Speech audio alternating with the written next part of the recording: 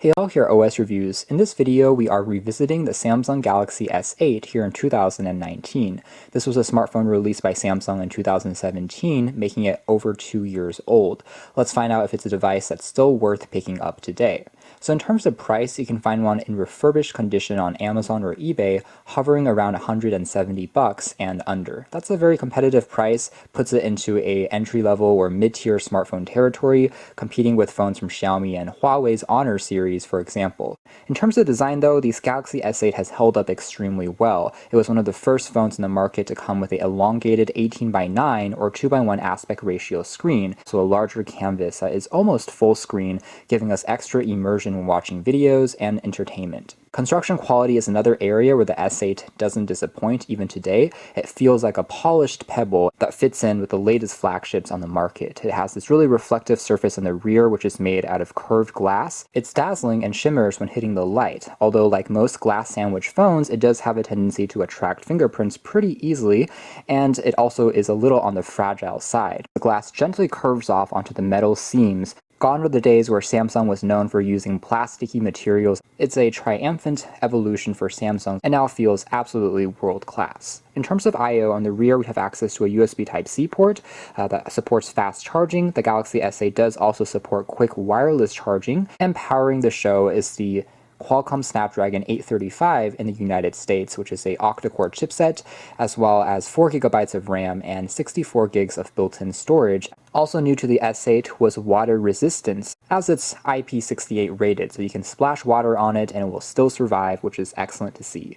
The rear also preserves the 3.5mm headphone jack, a rarity these days. Now on the other side, there's access to a volume rocker. The keys themselves are also etched out of metal, and they feel extremely premium and clicky. Down below though, you'll find the curious Bixby button. It's a little irksome and easily confused with the power key, which is actually found on the other side.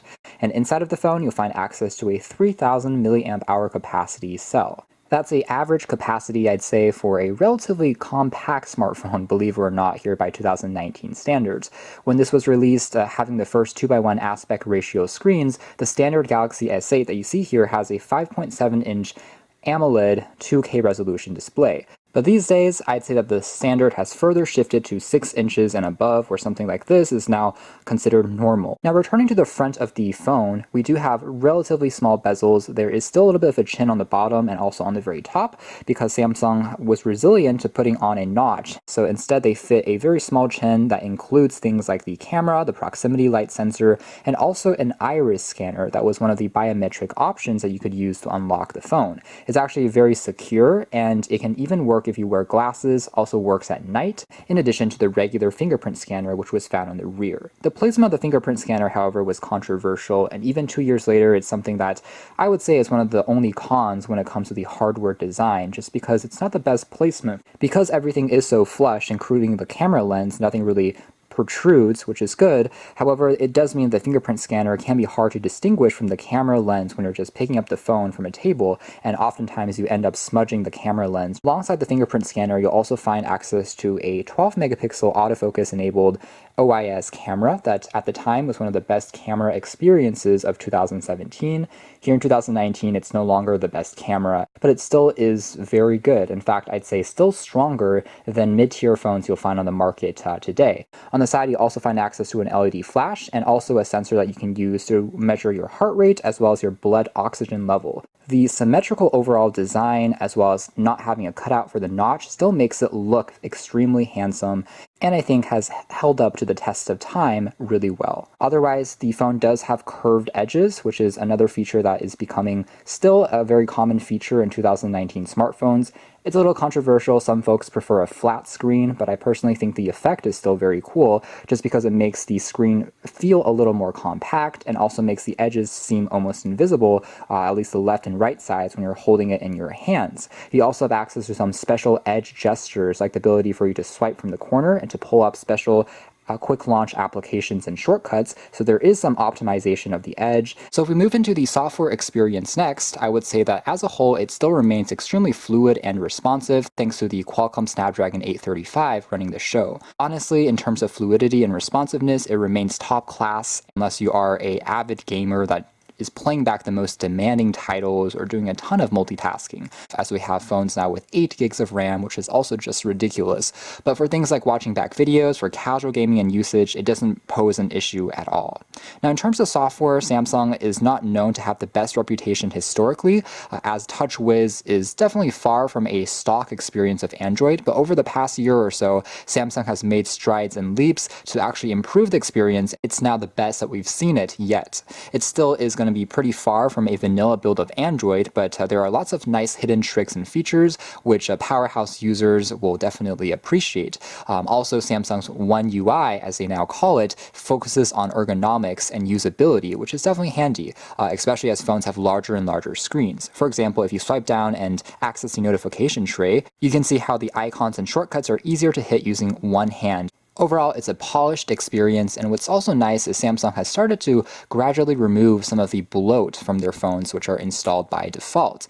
In fact, when I first booted this phone up after a hardware reset, there were only a handful of Samsung apps which were built on here: the Samsung Galaxy Store, Samsung's own web browser, and their file manager. Most of the other apps that I found were either from the carrier or just the native Google apps. So really, compared to previous generations of Galaxy phones like the Galaxy S3, S4, and S5, we get significantly less bloat, and as a result, you can install the applications and programs that you actually want to use. One feature on the S8 which, going back to this phone, I really miss today is the presence of a 3D touch home button that can be used regardless of what application you're in.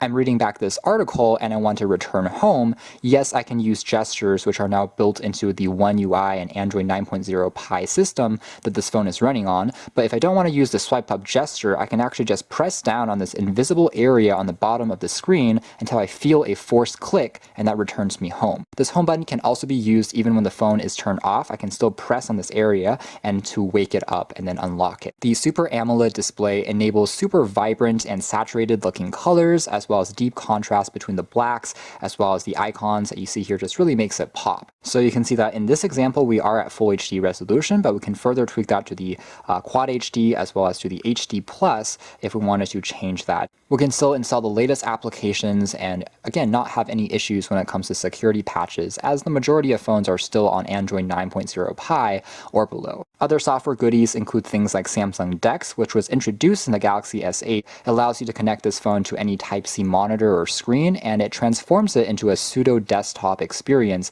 almost like a Chromebook, where we have a desktop UI, allowing us to get some work done. Now, in terms of gestures, Samsung's One UI is handled a little differently from stock 9.0 Pie.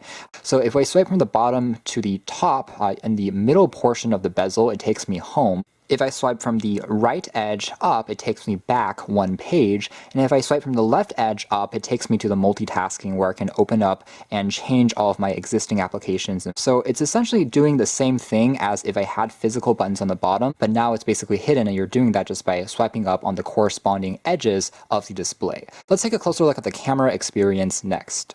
Here's the camera UI. It's fairly clean and easy to use. We can tap on the settings here to also scan QR codes automatically, which is pretty cool. So basically a QR code scanner is baked into the camera app. So that's integration with what Samsung calls the Bixby Vision. You can change between slow motion, hyperlapse footage, in addition to selective focus, which is similar to a bokeh effect. Now the S8 does not have 2-camera lens, so it does not have a real depth sensing camera like on most modern phones today, which means that to create the depth of focus, it needs to actually take a few different images and stitch them together to process it. So it's not quite as fast, but it is a function that you can still find using software. So reviewing some of the footage here, overall I can say that the quality of the camera is still going to be excellent. It still gives us plenty of contrast and very vibrant looking shots, perhaps not quite to the level of Google's Pixel, but still is easy enough to take photos with that you don't have to think about adjusting anything if you're just a casual user, but still get really impressive and beautiful looking shots that you can share on social media. In addition to great handling of HDR as well as adjustment from the software side. Overall, the S8's camera is still more than good enough. Let's take a closer look at the web browsing experience next. I'm just going to jump into the Samsung's native browser here by default. But right now I do have a handful of tabs open, and you can see that it's still really smooth when it comes to browsing back and forth. Overall, we can see that the web browsing experience is fluid and smooth, even on a heavier page like The Verge with lots of ads and video elements. Everything is scrolling along actually really fast.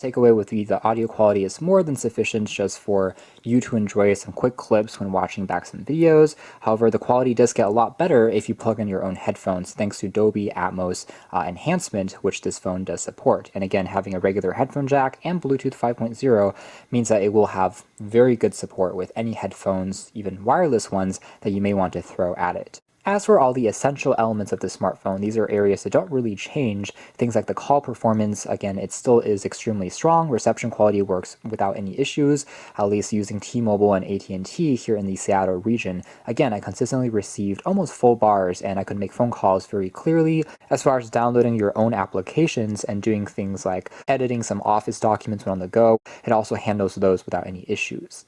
The same goes when it comes to the gaming experience. Any of the titles that you can find in the Play Store can be downloaded without any problems. The memory, by the way, can be expanded as it supports a micro SD card up to 1 TB. Whether that's PUBG, Asphalt 9, you can fully enjoy those titles without any issues. So that's more or less it as far as our revisited look at the Samsung Galaxy S8 here in 2019. Kind of returning to the question of whether this phone is worthwhile, I would say it definitely is, especially if you are someone that's more on a budget, you're trying to pick up a phone that doesn't break the bank, but still gives you 80 to 90% of the experience that you'll find from even a flagship phone today. Honestly, this is a great option to consider.